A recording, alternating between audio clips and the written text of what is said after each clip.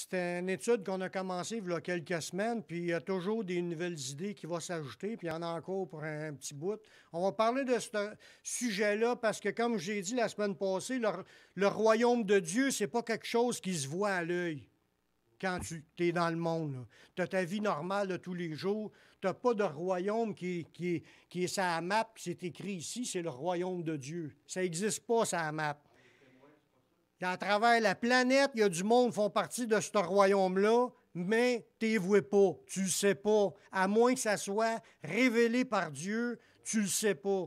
C'est une révélation de Dieu de savoir qu'il y a un royaume qui existe, qui ne fait pas partie de ce monde. C'est là-dessus qu'on veut étudier pour approfondir tout ce que la Bible dit à ce niveau-là. Depuis qu'on est chrétien, c'est une bonne nouvelle, on fait partie de ce royaume-là. On est né de nouveau, on voit le royaume, puis on est entré dans le royaume. Même si on a encore les deux pieds sur la terre, physiquement, spirituellement, on est déjà assis dans les lieux célestes en Jésus, dans le royaume de Dieu. On est déjà équipé des choses du royaume. Mais il faut le savoir, il y a plein de choses qui sont révélées dans la Bible, mais il faut l'apprendre, il faut l'étudier pour le voir, pour l'approfondir. Ce n'est pas un sujet qu'on parle souvent, mais aujourd'hui, dans la suite, on va voir pas mal tout ce qu'il y en est de ces choses-là. On va voir aujourd'hui des versets particulièrement pour le titre du message, qui est que le royaume de Dieu a été prophétisé dans l'Ancien Testament. Dieu a parlé du royaume de Dieu. Il a parlé de ces choses par ses serviteurs, les prophètes. Dieu, là, il nous met à jour. Ceux qui sont intéressés à vouloir savoir les choses de Dieu, Dieu se révèle. Ceux qui ont faim et soif de connaître la vérité, connaître les vraies affaires, Dieu se révèle. Dieu il a parlé par les prophètes dans l'Ancienne Alliance. Puis il n'y avait pas de Bible dans ce temps-là. Ils étaient à l'écoute de Dieu, puis le Seigneur s'est révélé, ils ont écrit des livres, puis là-dedans, c'est plein d'informations qui nous sont nécessaires si on va approfondir ces sujets-là aujourd'hui. Bien que le royaume de Dieu, c'est un mystère pour l'homme, mais Dieu a donné ses révélations à ses prophètes. Parce que s'il aurait voulu, Dieu aurait pu créer toute la même création qu'on a là, mais sans jamais se révéler, puis nous aurait complètement laissé aller, puis nous aurait pas rien dit sur pourquoi qu'on est là, puis qu'est-ce qu'on fait là, qui nous a créés, puis on s'arrête. C'est un peu ça, quelqu'un qui vit sans Dieu, il est comme cela. Il marche à l'aveuglette, il ne sait pas où il s'en va, tu marches comme dans les ténèbres. Mais quand tu connais Dieu, puis tu vas apprendre à connaître les choses de Dieu, Dieu a parlé à ses prophètes dans l'Ancien Testament. C'est là que la révélation a commencé. Mais il y a eu un aboutissement quand Jésus est venu. Là, tout l'ensemble des révélations ont commencé de bien plus grandes. Dans Amos 3,7, ça nous dit « Car le Seigneur, l'Éternel, ne fait rien sans avoir révélé son secret à ses serviteurs, les prophètes. » Ça parle, ce sujet-là. Ça veut dire que tout son plan de l'histoire de la vie, là, toutes ces révélations qu'il a voulu donner aux hommes. Mais Dieu, il n'a pas caché ça, il a donné ça en révélation à ses serviteurs, les prophètes. Il a expliqué pourquoi il a créé ça, qu'est-ce qu'il apprend, qu'est-ce qu'il faut faire, comment vivre ça dans le moment présent. Parce que faire partie du royaume de Dieu, là, c'est un mode de vie qui découle de cela. Ce n'est pas juste un vote, oui, je vote pour Jésus. C'est une fois que tu es rentré dedans, toute ta vie commence à changer, puis tu deviens une nouvelle personne, transformée à l'image de ton chef qui est le Seigneur Jésus-Christ, le chef suprême de la création. On l'a vu dans les semaines antérieures, que Jésus a été couronné pour être celui qui gère toute la création. Dieu a élevé son Fils en lui donnant l'autorité sur toute sa création. Les prophéties annonçaient déjà la formation du royaume de Dieu puis sa victoire sur ce monde. Parce que là, le royaume de Dieu, il existait dans le ciel, mais là, il est en train de recruter sur la terre. Dieu est en train de recruter des gens pour faire partie de ce royaume-là. Puis non seulement il nous recrute, mais en plus, il nous donne de pouvoir vivre éternellement dans sa présence, dans le royaume, dans le ciel. Mais en attendant, ce royaume-là, quand il va venir s'installer vraiment officiellement, quand Jésus va revenir, ce royaume-là, il va avoir une victoire sur ce monde qui va changer complètement ce qui se passe présentement sur la terre. C'est un royaume qui a pour but de régner sur la terre. On va le voir un peu aujourd'hui, mais plus en détail plus tard.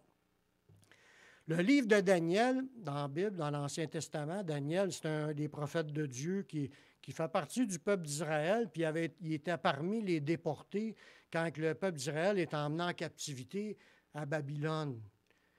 Quand c'est arrivé que, d'un sens, le roi Nebuchadnezzar, le roi de Babylone, lui, il régnait sur quasiment toute la terre connue dans cette époque-là, puis il est allé conquérir Jérusalem, puis toutes les villes, puis tous les Juifs ont été déportés. Ça veut dire qu'ils ne vivaient plus dans leur territoire. Là, les prophètes de Dieu, comme Jérémie leur disait au peuple d'Israël, rendez-vous, livrez-vous à Nebuchadnezzar, puis installez-vous, bâtissez-vous vos maisons, faites vos jardins, puis priez pour la bénédiction de ce pays-là. Dieu vous envoie là.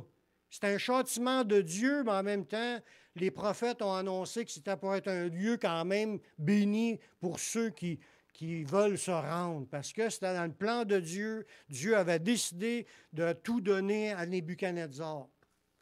Puis il y en a qui ont résisté, puis ils se sont fait tuer, puis il y en a d'autres qui ont été déportés. Daniel faisait partie des déportés. Puis le roi Nebuchadnezzar avait pris quelques Juifs pour les instruire dans les langues, puis la culture, puis tout le kit du peuple des Chaldéens, parce que c'était des Chaldéens. Puis là, eux autres, ils étaient assis proches du roi, puis ils étaient devenus, comme Daniel et ses 3 compagnons, des gens importants dans ce royaume-là. Ils exerçaient une autorité. Mais Dieu, dans son plan, c'était de se servir de Nebuchadnezzar et de se servir de Daniel pour amener des révélations. Il y a eu des révélations sur Dieu, bien sûr, puis sa grandeur, sa puissance. Il y a eu des explications de rêves, de songes là, qui ont été faites là, qui annonçaient des signes prophétiques pour la suite des événements. Puis dans ça, ça parle du royaume de Dieu dans la suite, puis du règne du royaume de Dieu. Dans le livre de Daniel, le Seigneur a donné beaucoup de révélations sur le royaume de Dieu. C'est des visions qui ont été données à Nebuchadnezzar, puis les explications sont venues de Daniel. Daniel, il n'est pas plus qu'un autre, il l'a dit, mais il demandait à Dieu. Il dit, quand le roi demandait des explications, Daniel il a dit, il n'y a personne qui peut te donner ces explications-là, sauf Dieu. Il y a juste Dieu qui est capable de révéler les songes, de révéler pourquoi il a donné ces rêves-là. Puis Daniel était demandé au Seigneur, puis il a eu les révélations, puis pas juste une fois. Puis Daniel en a eu aussi d'autre part, d'autres moments tout seul, quand il priait Dieu. Puis ça, c'est des choses précieuses qu'on va regarder aujourd'hui pour nous faire comprendre le royaume de Dieu. On va voir là-dedans, quand Nebuchadnezzar connaissait Dieu comme cela, là, comme, oui, je sais qu'il y a un Dieu quelque part, le Dieu des Hébreux, mais il ne connaissait pas Dieu comme d'une relation intime au point d'avoir de la crainte de ce Dieu-là. Là. Il ne connaissait pas en profondeur. C'était pas un Dieu que Nebuchadnezzar craignait. Mais Dieu savait que Nebuchadnezzar se convertirait, puis il s'est servi de Nebuchadnezzar pour son plan. Dieu est tout-puissant, puis il peut faire ce qu'il veut quand il veut. Puis merci Seigneur qui est venu me chercher. On va voir aujourd'hui le constat de cet homme-là qui a été saisi par Dieu. Il a confessé sa foi au plan de Dieu, parce que là, il a vu que Dieu avait un plan. C'est ça qui est l'affaire. Quand il y a eu une des révélations, là, ça y a été dit d'avance qu'il était pour comme perdre le sens, perdre la raison, perdre même son poste, tout perdre, puis qu'il était pour aller manger du gazon dans sa folie, là, aller manger du gazon pendant 7 ans, jusqu'à temps que les cheveux ont poussé, puis les ongles ont allongé, qu'il y a bien du temps qu'il a passé à manger de la rosée parce qu'il était rendu crackpot, jusqu'à temps qu'il réalise que c'est Dieu qui donne autorité puis qui installe les rois comme qu'il veut sur cette terre. Le Nebuchadnezzar, lui, sur le coup, il ne comprenait pas, mais il l'a vécu. Il a perdu la raison, s'est trouvé dans le champ, puis ils l'ont jeté dehors de son poste. Puis là, jusqu'à temps qu'il réalise, puis il a commencé à donner gloire au Dieu Tout-Puissant, puis ça disait dans sa vision qu'il était pour être rétabli. Puis il a été rétabli. Fait qu'il a vécu la puissance de Dieu il y a eu des révélations, ils se sont accomplis comme ça s'est été dit, puis il a été remis à son poste. Ça, c'est une fois. D'autres fois, il a vu comme c'est les 3 compagnons de Daniel, le Nebuchadnezzar, ça lui monte à la tête, son trône. Il s'est fait faire une statue en or pour le représenter. Puis là, il ordonnait à tout le monde à se mettre à genoux devant sa statue. Les compagnons de Daniel, ils ont refusé.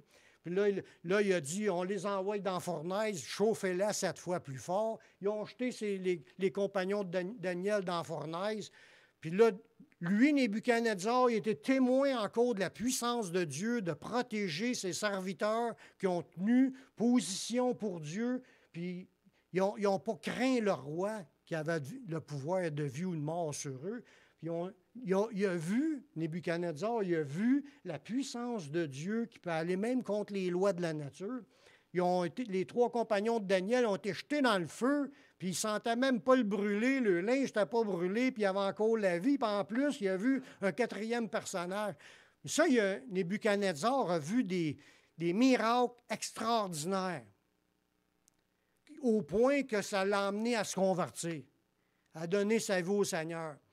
Puis là, dans une de ses déclarations, dans Daniel 4, les versets de 1 à 3, Nebuchadnezzar, roi, à tous les peuples, aux nations, aux hommes de toute langue qui habitent sur toute la terre, que la paix vous soit donnée avec abondance. Puis là, il commence. Il a semblé bon de faire connaître les signes, les prodiges que le Dieu suprême a opérés à mon égard. Là, il commence, il avait reconnu la main de Dieu dans ce qu'il a vécu. Puis là, il a dit, c'est rien que normal, c'est bon que je fasse part pour que le monde puisse savoir ce que ce Dieu-là m'a fait vivre, qui m'a prouvé qu'il était là, c'est ça qu'il voulait dire, il m'a prouvé qu'il était là, puis c'est tout ce qu'il a déclaré, c'est arrivé comme il m'a été annoncé. C'est ça qu'il a vécu, c'est ça qu'il a annoncé. Là, au verset 3, il dit que ses signes sont grands et ses prodiges sont puissants. Y a-t-il quelqu'un qui peut dire Amen à cela? Comme je disais tantôt, on a lu dans la Bible, là-dedans, tout le témoignage de Dieu nous est laissé par écrit, puis on peut considérer là-dedans en lisant ces prodiges, ces miracles qu'a fait ce Dieu-là. Ce pas des contes habilement conçus, ce pas des légendes, c'est des légendes urbaines ou des conteurs d'histoire, c'est des vérités écrites dans ce livre-là, puis ça nous a été donné pour qu'on puisse connaître la grandeur de la puissance de Dieu. En réalité, Dieu, il n'a pas de limite. Il n'y a pas de limite. Il est tout puissant. Jésus l'a dit après que c'est ressuscité, tout pouvoir m'a été remis dans le ciel et sur la terre. Jésus a tout pouvoir. C'est lui, Dieu. Fait que soyons excités, frères et sœurs, parce qu'on appartient au Tout-Puissant. Il peut tout dans nos vies. On a peut-être des blocages aujourd'hui. On a peut-être des choses qu'on n'est pas capable de lâcher par nous-mêmes. Dieu est capable de nous libérer, de nous guérir, de nous délivrer, de nous fortifier, de nous restaurer. Il est capable de nous rendre à bon terme. On va garder la foi jusqu'à la fin. Amen. On continue ce qu'il a dit. Puis là, il dit que ses signes sont grands, ses prodiges sont puissants, puis son règne à Dieu, c'est un règne éternel. Là, il venait de faire une déclaration prophétique. Parce qu'il annonçait que Dieu régnait, il ne sait pas où, parce qu'il ne l'a pas vu, mais il savait qu'il y avait un règne éternel. Dieu règne dans son royaume, un royaume qui est éternel, puis son règne est éternel. Il y a la royauté, puis ça ne passera pas un autre. On l'a vu, ça, que Dieu est à l'autorité suprême, puis à toujours. Puis il dit, sa domination subsiste de génération en génération.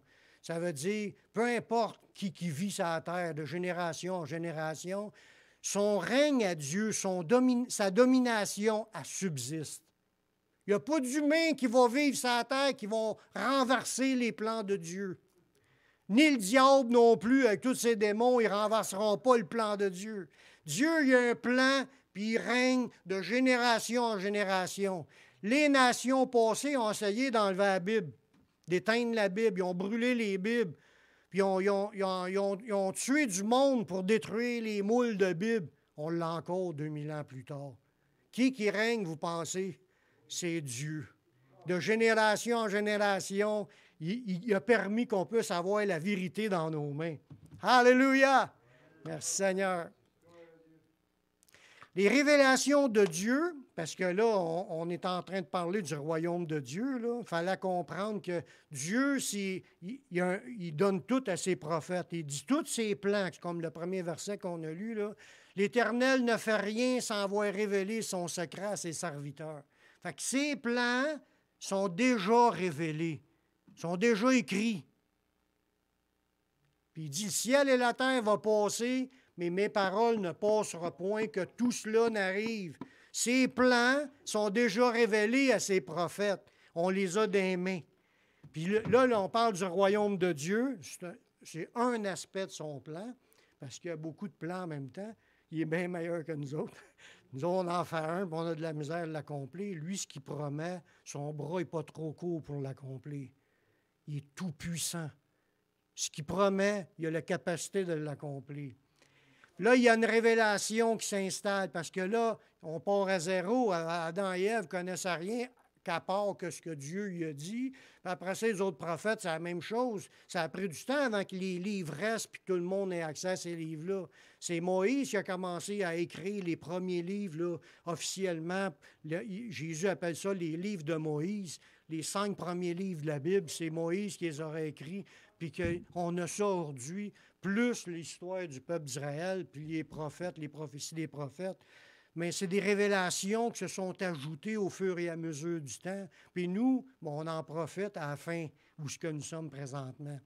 Les révélations de Dieu pour le recrutement, pour son royaume, sont en action de génération en génération.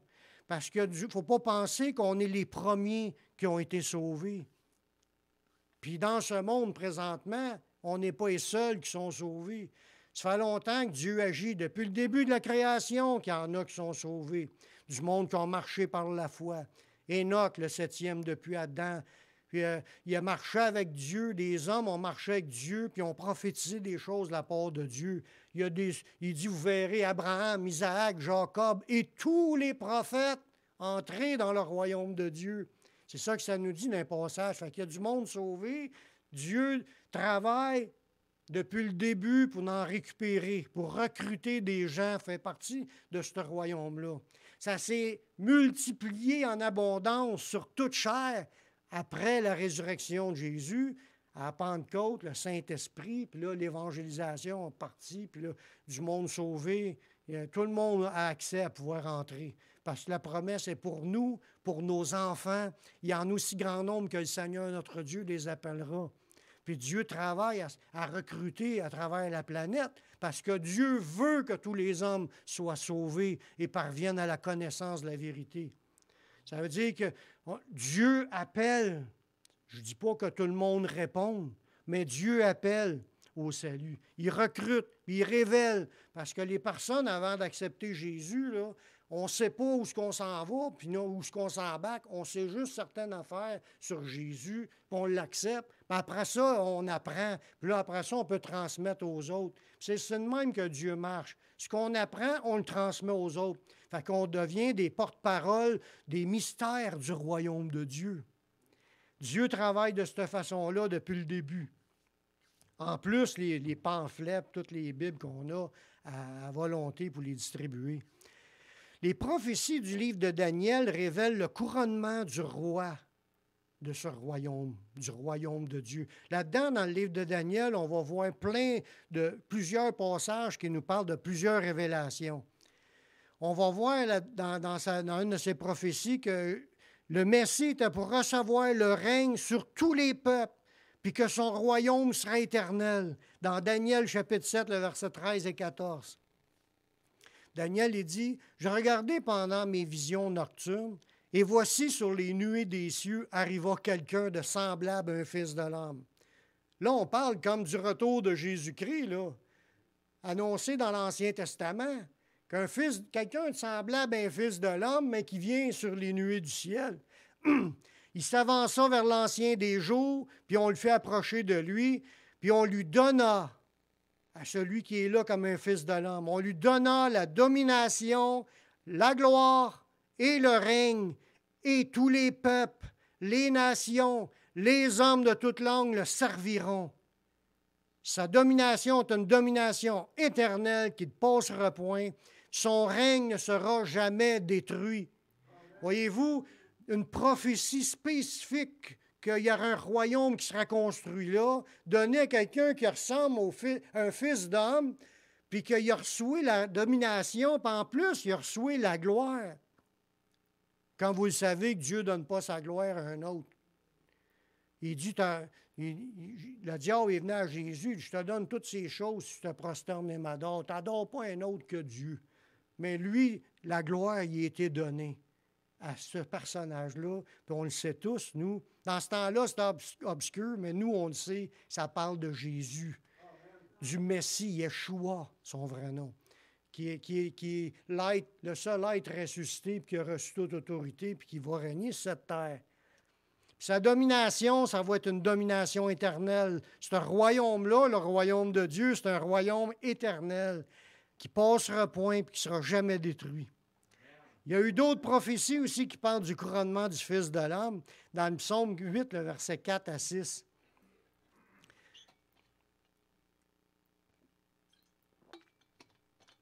Ça nous dit, « Qu'est-ce que l'homme pour que tu te souviennes de lui, puis le Fils de l'homme pour que tu prennes garde à lui? Tu l'as fait de peu inférieur à Dieu, et tu l'as couronné de gloire et de magnificence.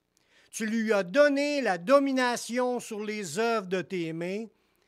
Tu lui as donné la domination. Ça veut dire qu'on parle d'un personnage qui recevrait la royauté sur les œuvres de toutes les œuvres de Dieu. Puis tu as mis tout sous ses pieds. Comme qu'on le voit aussi dans le Nouveau Testament, Paul il fait référence à ça sûrement, qui dit qu'il va mettre tous ses ennemis sous ses pieds. Puis le dernier ennemi qui va être détruit, c'est la mort. Parce que Jésus a remporté la victoire, même sur la mort. Il a le pouvoir de ressusciter les gens. C'est un pouvoir qu'il a reçu du Père. Puis un jour, il va ressusciter tout le monde, qu'ils le veulent ou pas.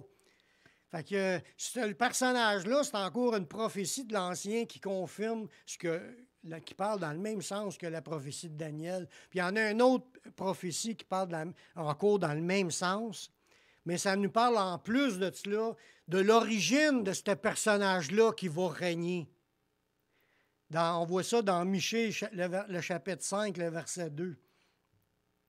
Ça nous dit, ça parle spécifiquement pour Jésus encore, il dit, « Et toi, Bethléem, Ephrata, petite entre les milliers de Juda, de toi sortira pour moi celui qui dominera sur Israël et dont l'origine remonte aux temps anciens, aux jours de l'éternité. » Wow!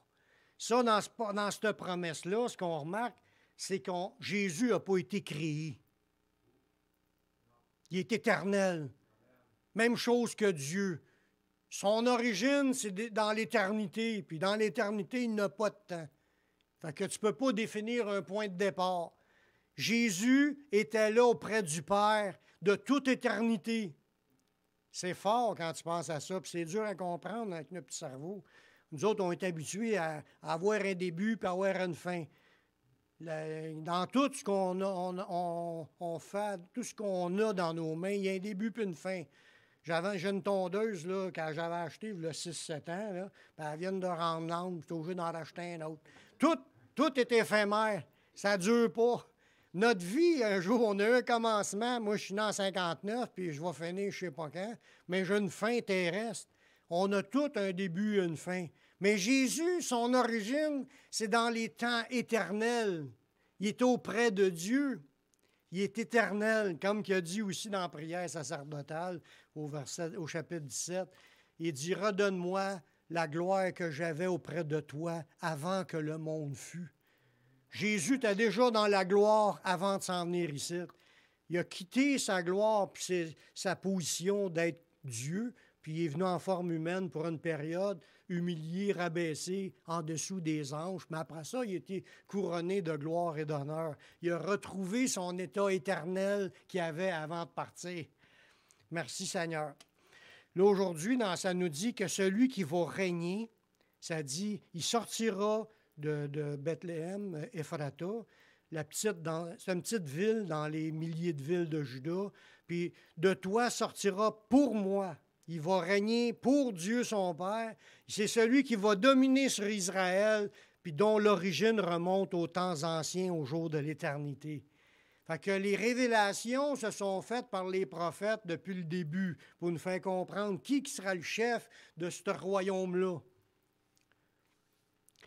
Mais les révélations ne s'arrêtent pas là. Ce qu'on veut voir aujourd'hui, c'est qu'est-ce qui a été prophétisé dans l'Ancien qui parle du royaume.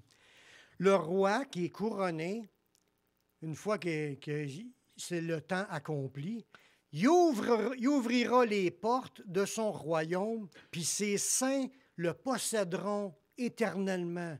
Là, on commence à toucher d'autres points, qu'on va parler des habitants de ce royaume-là, qui sont appelés les saints. Dans Daniel, le chapitre 7, le verset 18.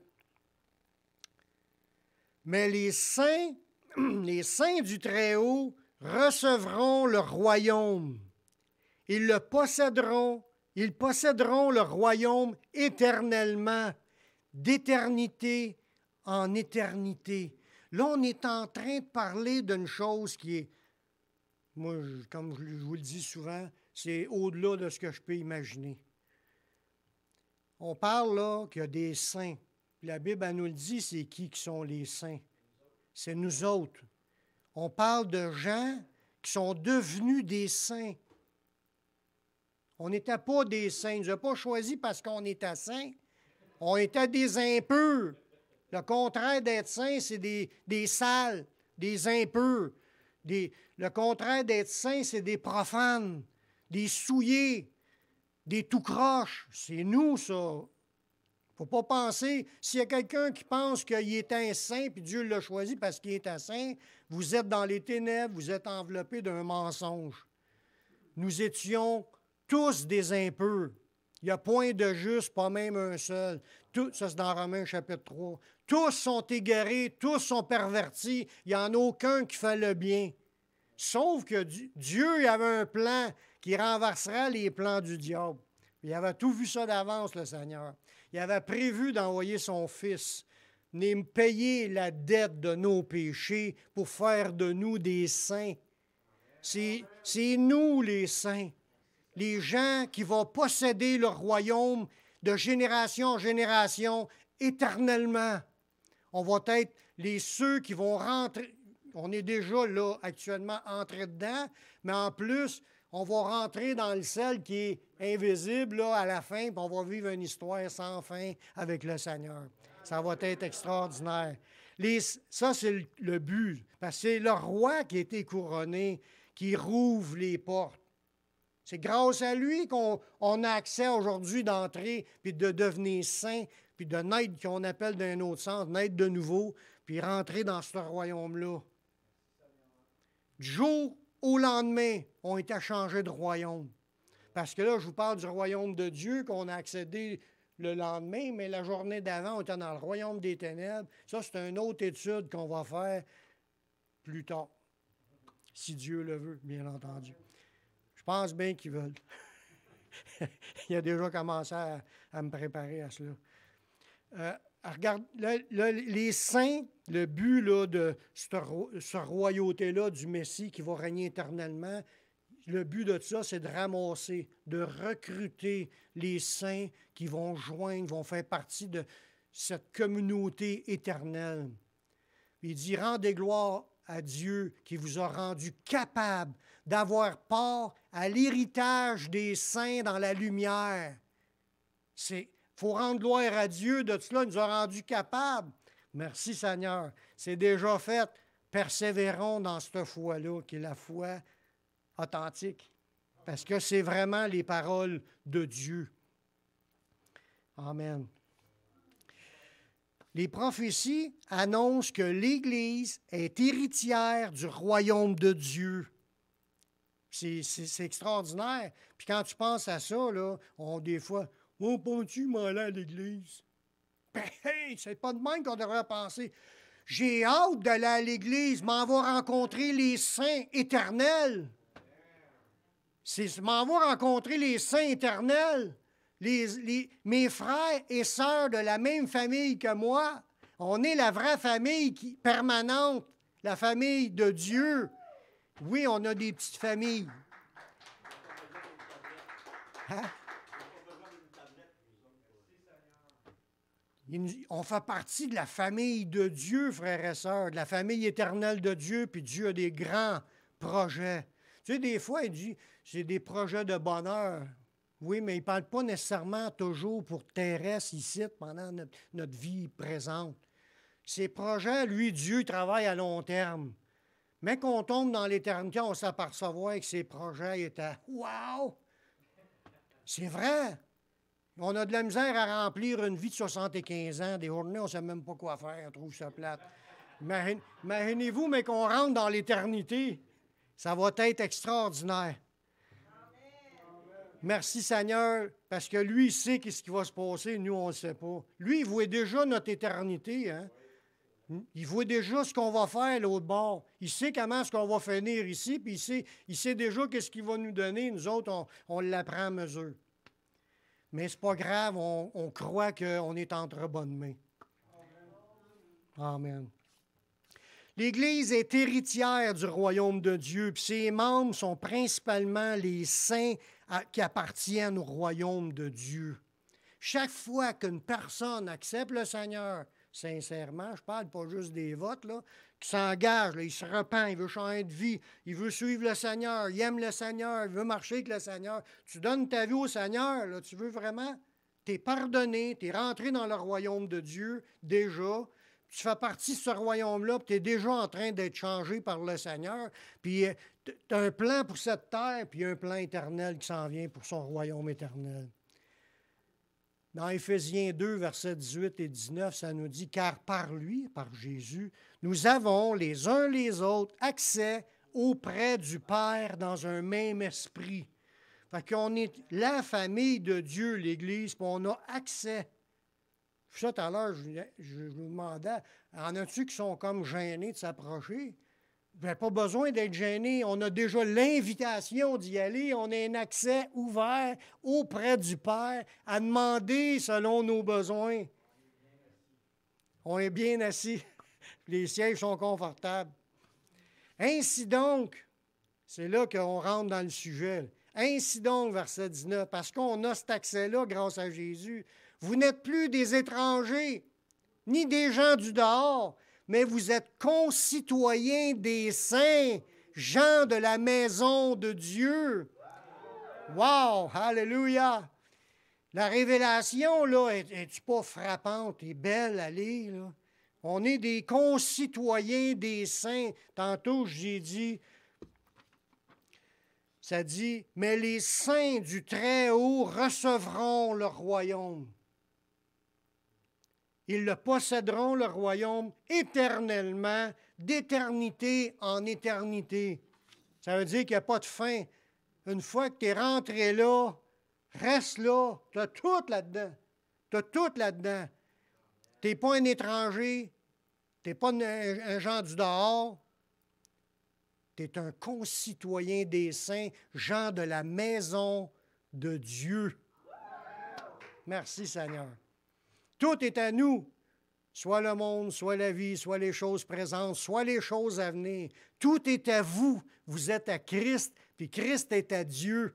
Amen. Nebuchadnezzar, il a eu une vision prophétique Nebuchadnezzar, il a une vision prophétique de l'impact du royaume de Dieu sur les autres nations. Parce que quand le royaume va venir sur cette terre, là, il est en mode de recrutement, mais on voit dedans, dans le livre de Daniel, plusieurs points qui ressortent du royaume, du plan de Dieu pour son royaume. Mais là-dedans, ce qu'on va voir, on va voir une prophétie qui parle de l'impact que va faire le royaume de Dieu dans ce monde. Dans Daniel chapitre 2, versets 31 à 35, il nous dit, là, c'est Daniel qui est en train d'expliquer la vision à Nebuchadnezzar, son rêve qu'il a fait. Ô roi, tu regardais et tu voyais une grande statue. Cette statue était immense, d'une splendeur extraordinaire. Elle était debout devant toi et son aspect était terrible. La tête de cette statue était d'or pur, sa poitrine et ses bras étaient d'argent, son ventre et ses cuisses étaient d'airain, ses jambes de fer, ses pieds en partie de fer et en partie d'argile. Tu regardais lorsqu'une pierre se détacha sans le secours d'aucune main, ça veut dire que ça ne vient pas des hommes, mais frappa les pieds de fer et d'argile de la statue et les mit en pièces. Alors le fer, l'argile, l'airain et l'or furent brisés ensemble et devinrent comme la balle qui s'échappe d'un air en été, une balle de foin. Le vent les emporta, puis nulle trace n'en fut retrouvée. Mais la pierre qui avait frappé la statue devient une grande montagne, puis elle remplit toute la terre. Wow! Ça, là-dedans, ce rêve-là, c'est un message de Dieu. Pour dans quel but? Bien, encore pour révéler l'impact que va avoir le royaume de Dieu dans ce monde. Quand on parle du royaume de Dieu, c'est l'ensemble de ceux qui appartiennent au Seigneur, mais que Jésus revienne. Ça va avoir un impact, puis ça va frapper tout ce qu'il y a ici, puis tout va être changé, puis il n'y aura plus rien de pareil. Tout va être débarrassé, tout va être nettoyé, tout va être restauré, parce que ça va prendre une restauration, une réparation de tout ce que les hommes ont détruit. Parce que Dieu va détruire ceux qui détruisent la terre. C'est écrit ça avec. Fait que Dieu, il a un plan pour son royaume. Puis si on fait partie de cela, on va être là, mais que ça arrive. Quand que la pierre qui a déroulé la montagne sans le secours d'aucune main va frapper les royaumes des hommes, parce que la statue représente des royaumes. Nebuchadnezzar est à la tête, l'autre partie, c'était le royaume qui a succédé, les Mèdes et les Perses. Après ça, c'était un autre royaume qui a succédé, qui a renversé, puis là, les derniers, c'était les Romains, mais il y a eu les deux jambes pendant les siècles demeurées par l'Église. Parce que l'Église de Rome, c'est l'Église romaine, puis les orteils, c'est les 10 orteils des 10 rois qui vont s'unir à la fin des temps, qui vont être là pour régner sur toute la terre, qui vont recevoir leurs autorités vers la fin pour pouvoir faire un trouble sans bon sens. Il en parle dans quelques autres passages plus loin. Dieu, il voulait révéler le futur aux hommes. Puis ceux qui ont soif de révélation, ils ont juste à lire ça, puis ils vont dire « Wow, Dieu nous a déjà parlé d'où est-ce qu'on est rendu aujourd'hui. » Aujourd'hui, on est rendu au temps des 10 orteils. Les 10 orteils, c'est des alliances que les humains se font, mais ils ne sont pas vraiment liés ensemble. Tout le monde sait sur sa couverte, puis c'est bien fragile comme unité. C'est les gouvernements qui sont mis ensemble qui vont être là. C'est l'ordre mondial, puis c'est bien fragile. Ça ne tient pas fort. On va voir là-dedans, dans l'explication de Daniel, parce que Daniel a expliqué le sens, comment est-ce qu'il fallait interpréter ce passage-là. Ça nous parle que le royaume de Dieu va anéantir les autres royaumes, puis ce royaume-là, le royaume de Dieu, va subsister éternellement. Dans Daniel 2, 44 et 45. C'est un petit peu suite à ce qu'on vient de lire. Dans le temps de ces rois, le Dieu des cieux suscitera un royaume qui ne sera jamais détruit et qui ne passera point sous la domination d'un autre peuple. Puis on le voit qu'elle a été créée, cette balle-là qui a descendu à la montagne, qui est ce royaume-là qui ne passera point, a été créée par la main de Dieu. C'est ça que ça dit dans ce passage-là. C'est pas aucun homme qui a formé ça. C'est Dieu. Jésus, c'est Dieu qui est venu en forme humaine. Puis ça dit, le Dieu des cieux suscitera ce royaume-là qui ne sera jamais détruit. Puis il passera point sur la domination d'un autre peuple. Il brisera et anéantira tous ces royaumes-là. Et lui-même subsistera éternellement. Fait que gloire à Dieu, ce que Dieu bâtit, c'est du solide. Ça va être là pour rester. Quand il va venir prendre place, ça va être installé par Jésus lors de son retour. Fait que Jésus va revenir avec tout son royaume. Les anges de sa puissance, tous les êtres morts qui vont ressusciter, puis nous, les vivants, on va être enlevés avec eux. Il va venir avec grande puissance et avec gloire. Il va éclairer le ciel par son retour. Il s'en vient pour juger la terre, puis débarquer tous les gouvernements, tous les royaumes terrestres pour installer son royaume à lui qui va demeurer éternellement. Son royaume qui va régner sur toute la terre. C'est ça qu'on attend. C'est dans nos prières, dans la prière du Notre Père, que ton règne vienne. On a hâte que Jésus revienne pour régner sur cette terre. Amen. Vous pouvez éternuer, c'est bon aussi. Gloire à Dieu. La manière que Daniel a parlé de ça, dans au chapitre 2, versets 44-45, il va subsister, ce royaume-là, il ne sera jamais détruit, puis il brisera, il anéantira tous ces royaumes-là, puis lui-même subsistera éternellement. Au verset 45, c'est ce qui indique la pierre que tu as vue se détacher de la montagne sans le secours d'aucune main, puis qui a brisé le fer, l'airain, l'argile, l'argent et l'or. Le grand Dieu a fait connaître au roi ce qui doit arriver après cela. Le songe est véritable et son explication est certaine. Voyez-vous, tout à l'heure, quand au début de la réunion, j'ai dit « Le Seigneur ne fait rien sans l'avoir révélé à ses serviteurs, les prophètes. » Fait que Daniel a eu les révélations du songe qui annonçait les choses à venir, puis il dit ça, c'est des paroles certaines qui vont s'accomplir. Dieu, il se révèle. Il nous le révèle, là. Mais on le savait déjà. Il y en a qui savaient déjà tout ça par cœur, mais on se ressource dans toutes ces révélations-là, puis ça fait du bien. Merci Seigneur. Daniel il a reçu des précisions lui concernant la remise du royaume de Dieu aux saints à la fin des temps. Ça, on voit ça dans Daniel 7, 21 et 22. Là, on voit là, que ces 10 cornes-là, là, quand ils vont se faire frapper, là, mais ça ne se fera pas instantanément. Il va y avoir du brasse camarade un peu à la fin. Au verset 21 de Daniel 7, ça dit « Je vis cette corne » en parlant d'une bête, en parlant d'un royaume ou de... Je vis cette corne faire la guerre aux saints puis l'emporter sur eux. Ça veut dire que ça va aller mal avant que Jésus revienne. Jusqu'au moment, c'est pas pour tout le temps les souffrances que va imposer ce royaume-là.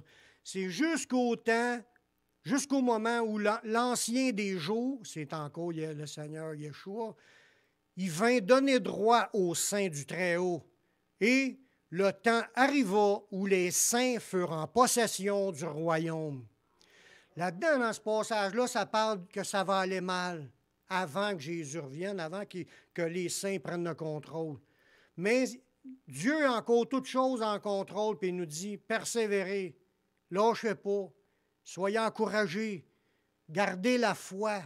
Ça peut aller encore plus mal que qu'est-ce que ça va mal là, mais à un moment donné, Dieu va dire, c'est fini, là, ça va être le temps, il va arrêter tout ça, puis là, Jésus va prendre le contrôle, puis il va remettre le royaume à ses saints. Fait que soyons fermes dans la foi, persévérons même si ça va mal, même si ça empirerait, gardons le cap, Jésus a tout en contrôle, puis c'est lui qui mène. Il laisse faire des choses, il y a d'autres prophéties qui sont annoncées, puis là, on ne verra pas tout ça aujourd'hui. D'autres prophéties qui sont annoncées pour en même temps. pour que Dieu il accomplisse tout ce qui était annoncé. Juste que Jésus a annoncé dans Matthieu 24, ça en est plein de prophéties là-dedans, des choses qui doivent arriver, là, des cataclysmes incroyables, que la puissance des cieux va être ébranlée, les étoiles vont tomber du ciel, toutes sortes de tremblements de terre dans l'Apocalypse, toutes sortes d'affaires là, graves, que les îles vont changer de place, les montagnes vont s'écrouler en rochers. C'est avant le retour de Jésus, là, on n'a pas fini de voir des catastrophes. On en voit. Il y a des changements climatiques, il se passe des affaires, puis c'est pas fini. Mais il faut que ces choses-là s'accomplissent. Ce qu'on peut faire, c'est de hâter ce jour, comme ça dit dans les écrits, dans le Nouveau, de prier. Ces jours seront abrégés à cause des élus. Les élus, là, ils prient. Fait que Dieu fait les affaires plus vite. Ça dure moins longtemps.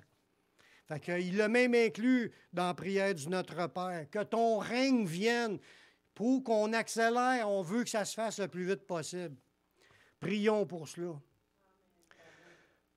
Cette corne-là, là, c'est appelé l'impie ou la bête ou l'antéchrist. Il va parler contre Dieu puis il va persécuter principalement les sujets du royaume de Dieu pendant son règne de 3 ans et demi. C'est bien défini que son règne durera 3 ans et demi.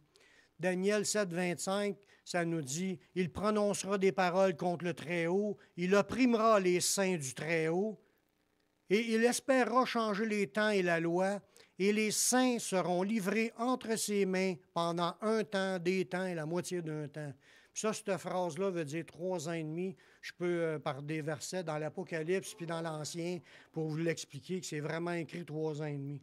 Mais l'idée, c'est que ça va être court, cette persécution mondiale-là, parce qu'il va faire la guerre aux saints, puis il va les vaincre. Fait qu'il va y avoir beaucoup de massacres. C'est pour ça que dans l'Apocalypse, tu vois que ceux qui sont ressuscités et qui siègent pour régner, c'est des gens qui ont subi de se faire couper la tête, qui ont été décapités à cause de la parole de Dieu, pas à cause qu'ils ont refusé la marque de la bête. Puis ils vont ressusciter. Puis ils vont régner avec le Seigneur pendant son règne, qu'on va régner sur cette terre. Fait qu'il va y en avoir qui vont rester debout pour être enlevés, puis il y en a d'autres qui vont avoir été tués. Ça existe déjà, puis ça a toujours existé, des personnes persécutées pour la foi en Jésus. Puis que du monde qui se font tuer, ça a commencé tout de suite dans les Actes des Apôtres. Un des 12 apôtres, Jacques, qui s'est fait assassiner. Étienne, qui est un évangéliste, il s'est fait lapider. Il y en a plein, après ça, qui se faisaient envoyer des arènes de lions pour se faire bouffer. Toutes sortes d'événements qui sont arrivés dans l'histoire, des croisés, puis qui massacraient des peuples. Il y a des chrétiens qui sont morts martyrisés, qui vont avoir des récompenses, parce que quand tu passes à travers ce genre de situation-là, Dieu voit ce qu'on subit, nos efforts, il voit aussi nos souffrances, puis c'est des récompenses. La couronne des vainqueurs va être plus grande pour ceux qui ont qui ont passé à travers d'efforts ou de souffrances plus que les autres. J'encourage, peu importe ce qui arrive dans la suite, demeurons fermes, le règne appartient au Seigneur, abandonnons pas notre roi, marchons jusqu'au bout, puis les récompenses vont être là à la fin. Cet antéchrist-là, c'est déjà prévu, il va venir son jugement, puis il va être détruit par Dieu, puis le règne de tous les royaumes terrestres sera donné aux saints du Très-Haut. On voit ça dans Daniel 7, 26, 27. Ça dit, « Puis viendra le jugement. On lui ôtera sa domination, qui sera détruite et anéantie pour jamais. Le règne, la domination et la grandeur de tous les royaumes qui sont sous les cieux seront donnés au peuple des saints du Très-Haut. » C'est fort. Tous les royaumes, ils sont hyper puissants, les royaumes présentement, là. La Russie vient d'inventer une nouvelle arme balistique qui peut aller à 2000 km puis qui peuvent transporter des bombes nucléaires. Puis ils ont inventé un nouveau jet encore supérieur au jet fantôme que les États-Unis ont. Ils ont un avancement technologique. Eux autres sont une grosse puissance mondiale, les États-Unis avec. Et la Chine, attendez une minute, on va voir ça. Ils sont très puissants, mais ils ne savent pas qu'il y a encore quelqu'un bien plus puissant qu'eux autres, qui va venir prendre le contrôle, puis il va toutes les anéantir. Ils vont disparaître. Puis ça ne sera pas à eux, ces pays-là. Ça va être à nous. Ça dit dans le passage, le règne, la domination, la grandeur de tous les royaumes qui sont sous les cieux seront donnés au peuple des saints du Très-Haut. C'est à qui? C'est à nous. Dieu va faire justice à ses élus, puis c'est ces élus qui vont avoir le contrôle sur tout. Wow! Oui. Suite à des révélations incroyables comme cela, là, le roi Nebuchadnezzar il a pu s'exprimer ainsi. Je finis avec ce verset-là. Dans Daniel 6, 26. Il dit, j'ordonne. Le Nebuchadnezzar, il n'a pas dit ici, ça vous tente. Non. Lui, c'était à j'ordonne. Dans toute l'étendue de mon royaume, qu'on ait de la crainte et de la frayeur pour le Dieu de Daniel. Wow! Là, il n'y a pas de doute. Lui, il savait qui est Dieu, vraiment, après avoir tout vu, là, il avait compris ce que Daniel il avait expliqué, puis il s'était converti. Il aimait Dieu, là, mais c'était plus que ça, il l'a imposé dans son royaume. Il ordonnait que tout le monde ait de la crainte, personne ne devait parler contre ce Dieu-là. Ça va être de même, mais que Jésus revienne. Il n'y aura plus de monde qui vont résister à Jésus puis à Dieu. Parce qu'il va être là. Ils vont le voir, la grandeur de la puissance de son royaume qui va tout balayer. Puis il n'y aura plus d'anathème, il n'y aura plus de personnes qui se font rejeter parce qu'ils ont maudit Dieu. Sur la planète, tout le monde va avoir de la crainte pour Dieu. Car il est le Dieu vivant et il subsiste éternellement. Son royaume ne sera jamais détruit, puis sa domination durera jusqu'à la fin. C'est là-dedans, là, on voit comment est-ce que le plan de Dieu, ce gars-là, il avait une assurance que le plan de Dieu, les révélations qu'il avait eues, vont s'exécuter comme Dieu l'a annoncé. Puis tout cela, c'est comme un appel que Dieu fait à tous ceux qui entendent ce message-là aujourd'hui. Vous êtes appelés à faire partie de ce royaume-là. Vous êtes appelés à vous repentir, d'abandonner toute résistance à Dieu, de reconnaître que Jésus, c'est le Messie placé par Dieu, puis son règne, c'est un règne éternel, puis il vous appelle à vous repentir, à vous tourner vers lui, à lui demander pardon, mais à rentrer comme des disciples à sa suite, pour le suivre et le servir, pour marcher en communion avec lui, en obéissance à sa parole. Il nous appelle à se repentir, puis ça se fait d'une seule façon.